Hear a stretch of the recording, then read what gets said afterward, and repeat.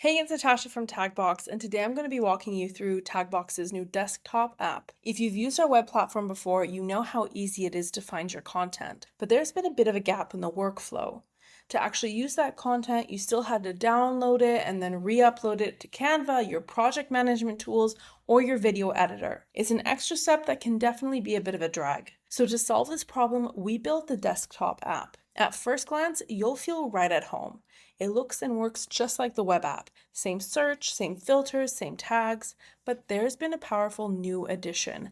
This sync button right here. This is exclusive to the desktop app. You can sync your entire workspace, or you can select just the specific collections you need. For example, if I click this, I sync all the workspaces, and if I just want a specific collection, I can go through them and select this one. Once synced, your files live locally on your computer or laptop. On Mac, it looks like this. Here's my main workspace, and inside I have all my assets and my specific collections ready to go. You can interact with them just like you would with any other file on your computer. Now this is great, but you also want to enjoy the search capabilities of Tagbox without having to search for your files in the traditional folder system. You don't want to hunt through messy folders, you want to find and use what you need quickly. So let's say I need a photo of a dog with sunglasses. I'll run the search right here in the app, and once I find the perfect shot, I just use Command or Control and drag to drop it directly into where it needs to go, whether it's Canva, email, project management tools, etc. It's a significantly faster, much smoother experience for anyone who spends their days creating. So there's one more thing regarding the features that's worth noting. Even if you have some workspaces or collections that you decided not to sync,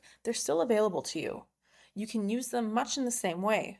When you drag an asset, you will get a notification saying downloading. And within a few seconds, depending on the size of your file, you'll be able to just drag those specific files. So even if you chose not to sync the full workspace, you can still use the app in the same way, only downloading the assets that you actually need. A couple more things I want to mention before we wrap up.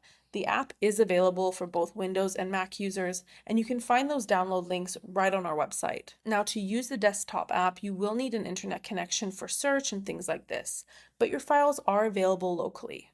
So if you have a specific collection you want to make sure you can access offline, let's say you have an important meeting or you're traveling, you can definitely sync your workspace or specific collections just as a backup to make sure everything is available to you. If you're looking for a better workflow and a much nicer experience working with your assets, go ahead and give it a download.